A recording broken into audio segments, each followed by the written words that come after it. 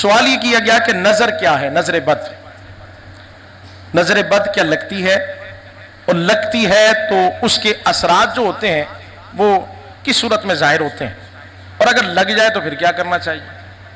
تو یہ ایک عام سا مسئلہ ہے جو بہت سارے احباب بھی سوال کرتے رہتے ہیں۔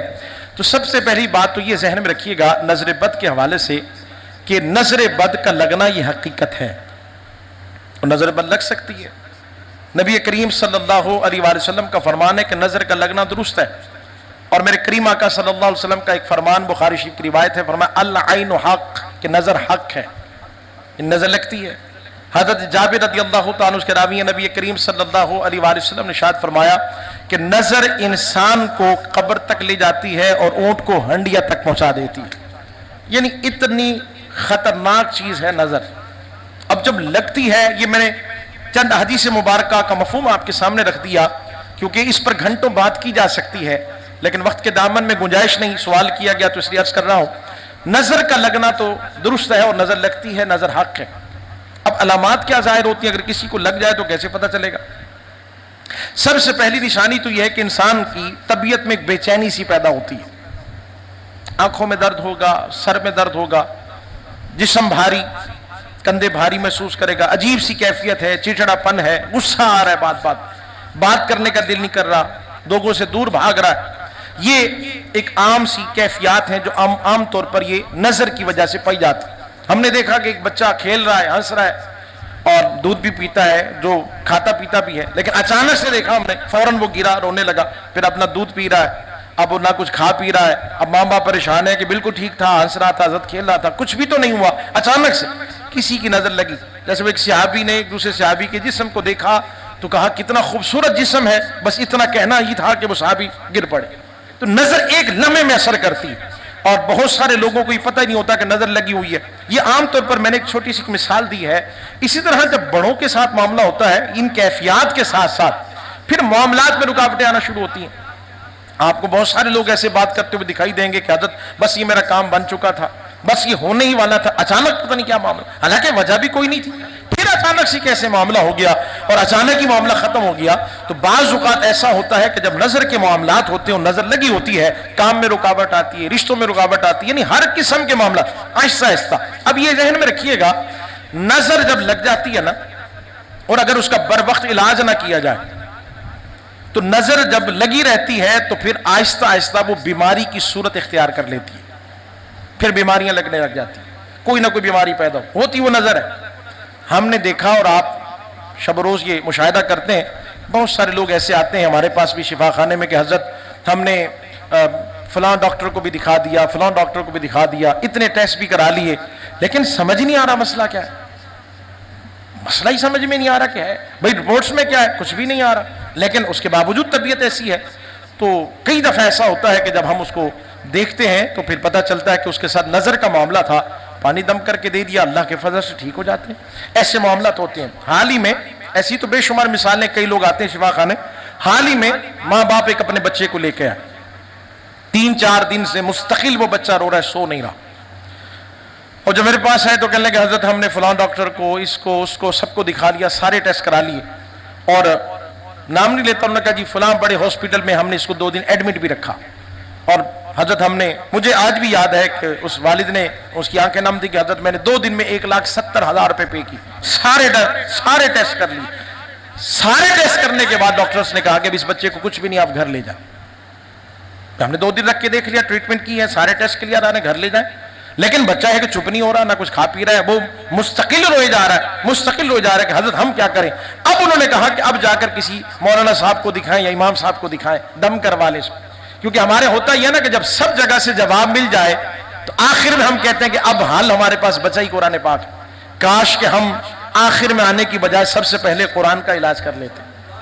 نہ کئی لوگ آتے ہیں نا حضرت کے بس فلاں کا آخری وقت ہے، حضرت روح نہیں نکل رہی، کوئی وظیفہ ارشاد فرما دے، ہم کہتے ہیں سورہ یاسین شریف کی تلاوت کر لیں، اور سورہ یاسین شریف پڑھی جائے تو اللہ تعالیٰ فضل فرما دیتا ہے۔ تو علامہ اقبال رحمہ نے کہا تھا نا کہ قرآن سے تم نے لیا بھی تو مرنے کا وظیفہ لیا، مرنے کا طریقہ پوچھا، کاش کہ تم نے قرآن سے جینا بھی سیکھا ہوتا۔ تو میرے دوستوں، میرے بھائیوں، ہم یہی کرتے ہیں، اس پر نہیں ہوتا۔ بعض لوگ کہتے ہیں نہیں سارے ڈاکٹر، اب یقین جانیے واللہ ممبر رسول پہ بیٹھ رہا ہوں، ماں باپ उन दोनों की एक अजीब कैफियत थी। ज़ाहिर सी बात है, बच्चा तकलीफ में हो तो माँ बाप को कैसे आराम से, इतने पैसे भी लग गए, हज़रत सारे टेस्ट रखे हुए। मैंने चेक किया तो बच्चे को कुछ भी नहीं था, सिर्फ नजर थी। जब मैंने उनसे कहा तो वो कहे कि नहीं, सिर्फ नजर तो नहीं हो सकती, इतनी तकलीफ हमारे बच्चे को। आप यकीन जानिए, सिर्फ पानी दम करके दिया। दूसरे दिन वही माँ बाप अपने बच्चे के साथ आए, कहने लगे हज़रत 4 दिन से हमें मुस्तकिल हम रात दिन ऐसे जाग रहे हैं, सराहने खड़े हुए थे, यहाँ से गए हैं, चंद लम्हों के बाद बच्चा हमारा आराम से सोया और ये थोड़ी देर पहले उठा है। इसमें कोई जरा बराबर भी कोई हमारा कमाल नहीं है, अल्लाह के कलाम में बरकत है। वनुनज़्ज़िलु मिनल क़ुरआनि मा हुवा शिफ़ाअ व रहमतुल लिल मुमिनीन, तो ये शिफा है, रहमत है मोमिनीन के लिए। लेकिन हम सब पहले जहाँ वहाँ दूसरी जगह पे जाहिर सी बात है हम कहते नहीं, इससे नहीं उससे, मना नहीं कर रहा कि आप डॉक्टर्स के पास ना जाएं, दवा भी होनी चाहिए, दुआ भी होनी चाहिए, लेकिन अगर आप ये खुद अमल करेंगे नजर के हवाले से तो उम्मीद है कि इंशाअल्लाह बहुत सी चीजों से आप बच रही है। तो मैंने कुछ चीजें ये बता दी कि इस तरह की अलामात होती है जो सबब बनती हैं और फिर उसकी वजह से आहिस्ता आहिस्ता एक बीमारी की सूरत भी इख्तियार कर जाता है। अब इसका हल क्या है? सबसे पहली बात तो मैं अर्ज करता चलूं कि जब भी कोई बीमारी को मामला होता है ना, तो घर में सबसे पहले सदका किया करें। सदका मुसीबतों को टाल देता है। हमने अपने बड़ों से सीखा है और देखा है कि जब भी कोई परेशानी घर में आती, कोई बीमारी को मामला होता ना, वो सबसे पहले सदका करते। और हम सबसे पहले अच्छे डॉक्टर का पता करते हैं, अच्छे डॉक्टर कौन है, स्पेशलिस्ट कौन है, वहां जाएंगे, मना नहीं। लेकिन काश का ऐसा हो, क्योंकि सदका मुसीबत को टाल देता है, बीमारियों को दफा कर देता है। मेरे सोने आका सल्लल्लाहु अलैहि वसल्लम को सदका करें, नमाज पढ़ा कर। और मैं हमेशा एक जुमला नमाज के लिए कहा करता हूं कि जो लोग अपना सर अपने रब के सामने झुका देते हैं, मेरे रब उन्हें किसी और के सामने झुकने नहीं देता।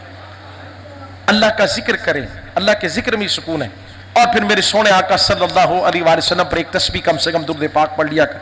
अगर ये सारे मामूलात हमारे और बावजूद रहा करें, जो अक्सर मैं अर्ज करता रहता हूँ चीजें, तो ये नजर का मामला ही ना हो। और अगर हो तो इस कदर असर ना हो, जिस तरह हमने भी आपके सामने कुछ निशानियां बयान की कि जो लोग नमाज पढ़ते रहते हैं, दुरूद पढ़ते हैं, जिक्र करते हैं, कुरान पाक की तिलावत करते हैं, तो आपने देखा होगा वो बहुत इन चीजों से बचे रहते हैं। और अगर नजर तो हक है लगती है, लेकिन जितने मसाइल एक आम आदमी के साथ होते हैं वो सारे इन चीजों के पढ़ने वालों के साथ नहीं होते। अब इसका हल, एक तो मैंने ये चीजें आज कर दी कि सदका करें, नमाज पढ़ें, कुरान पाक की तिलावत किया करें, जिक्र किया करें, दुरूद पाक पढ़ा करें।